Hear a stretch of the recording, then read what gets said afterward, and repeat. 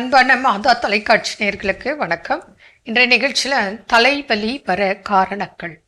இப்போ சிலருக்கு அடிக்கடி சளி தலைவலி வரலாம், சிலருக்கு சைனசைட்டிஸ் ஹெட்டேக் வரலாம், சிலருக்கு ஒற்றை தலைவலி வரலாம், மைக்ரைன்ஸ் வரலாம், சிலருக்கு ஜென்ரலாக தலைவலி ஒரு பக்கம் ரெண்டு பக்கம் இல்லை ஃபுல்லு முன்ன பின்ன இப்படி வரலாம். இதற்கு காரணங்கள் என்ன புரியுதுங்களா? மன அழுத்தம், கவலை, மனசுமை புரியுதுங்களா? அதனால் வரலாம். நம்ம சரியாக தூங்கலை, அதனால் தலைவலி வரலாம். ஒற்றை தலைவலி வரலாம். அஜீரணம், நம்ம சாப்பிடக்கூடிய உணவுகள் சரியான முறையில் செரிமானம் இல்லாததுனால தலைவலி வரலாம். ஃபீவர்னால் சிலருக்கு தலைவலி ஃபீவர் வரலாம். சிலருக்கு மலச்சிக்கல் இருந்தால் தலைவலி வரலாம். சில உணவுகள் உண்பதால் கூட நமக்கு தலைவலி வரலாம். சில நோய்க்கு எடுக்கக்கூடிய மருந்துகளால் அதோட சைடு எஃபெக்டே போட்டிருக்கோம். ஹெட்டேக் வரும், கொமட்டல் இருக்கலாம், வாந்தி இருக்கலாம் அப்படின்னு அதிலே போட்டிருக்கோம். அதில் சில மருந்துகளால் நமக்கு தலைவலி வரலாம். மேலும் ஹீமோக்ளோபின் குறைவாக இருந்தால், இரத்த சோகை அனிமிக், அதாவது பிளட்டு கம்மியாக இருந்தாலும் நமக்கு தலைவலி வரலாம். சில நேரங்களில் நம்ம தலையில் அடிப்பட்டு காயங்கள்னால இல்லை விழுந்ததுனால நமக்கு தலையில் அடிப்பட்டதுனால நமக்கு தலைவலி வரலாம். தலையில் கட்டி, மூளையில் கட்டி வந்தாலும் தலைவலி வரலாம். எல்லாத்த விட முக்கியமான விஷயம் ரொம்ப சிம்பிள் ஆனால் உண்மை. நம்ம சரியான முறையில் தண்ணி குடிக்காததுனால நமக்கு உடம்புல நீர் இழப்பு ஏற்படுகிறது. தேவையான அளவு உடம்புல நீர் சத்து இல்லை. அதனால் நமக்கு இன்றைக்கி தலைவலி வர்றதுக்கு ஒரு பெரிய காரணமாக இருக்குது. மேலும் சளி காய்ச்சல் ஏற்பட்டாலும் ஒற்றை தலைவலி, டென்ஷனால் நமக்கு தலைவலி.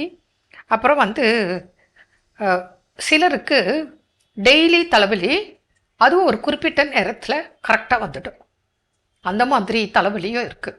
டெய்லி வரும், ஆனால் அந்த ஒரு குறிப்பிட்ட டைமில் வரும். இன்றைக்கி காலையில் வந்துச்சு, நாளைக்கு மத்தியானம் வந்துச்சு, அப்படி கிடையாது. நேற்று எப்போ வந்துச்சோ அதே நேரத்தில் இன்றைக்கி வரும். 2 நாள் முன்னாடி எப்போ வந்துச்சோ அதே நேரத்தில் தான் இப்போ வரும். ஆனால் டெய்லி கூட வரும். இந்த மாதிரி எல்லாம் டைப் இருக்குது. முக்கியமாக நம்மளோட பலகீனம், மனசும் பலகீனம், உடம்பும் பலகீனம், குழப்பம், இந்த சூழலில் நமக்கு கண்டிப்பாக தலைவலி வரலாம். கண் பாதிப்பு, கண்ணில் ஏதாவது பிரச்சனைகள், அதனால் கண் பார்வை பிரச்சனை கூட இருக்கலாம், சொல்ல முடியாது. அதனாலேயே நமக்கு தலைவலி வரலாம். முக்கியமாக பிரெயினில் கட்டி சொல்லியிருக்கேன். காது மற்றும் சைனஸ் பாதிப்பு, இப்போ காதில் ஏதாவது பிரச்சனை, அதனால் தலைவலி வரலாம். சைனசைட்டிஸ்னால் நமக்கு உறுப்புகள் பாதிக்கப்பட்டு அதனால் வரலாம். மூளை காய்ச்சல்னால நமக்கு தலைவலி வரலாம்.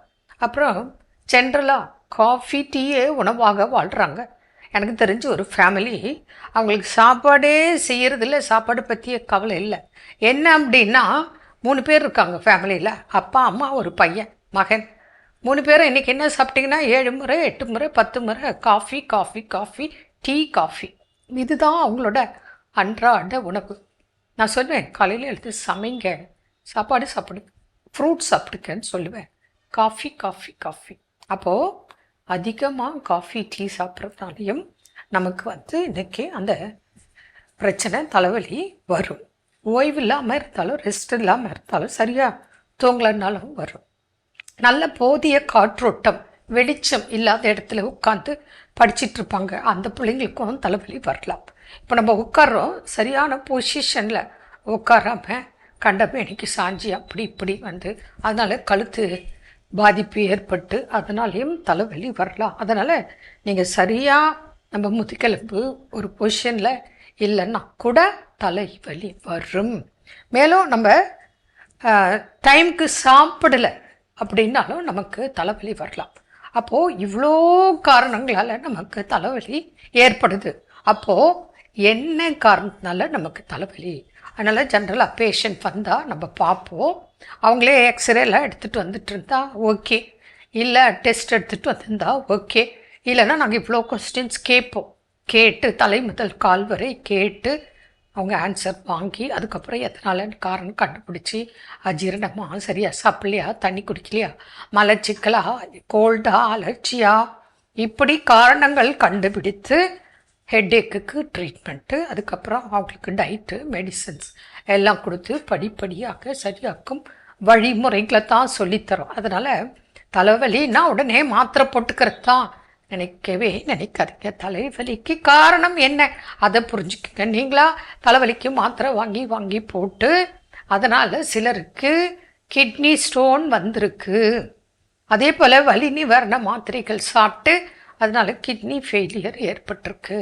அதனால் தலைவலி தானேன்னு சொல்லி நீங்களா மருத்துவர் ஆலோசனை இல்லாமல் மாத்திரை மருந்துகள் தயவு செய்து சாப்பிடாதீர்கள். ஏன்னா இவ்வளோ காரணங்கள் இருக்குது.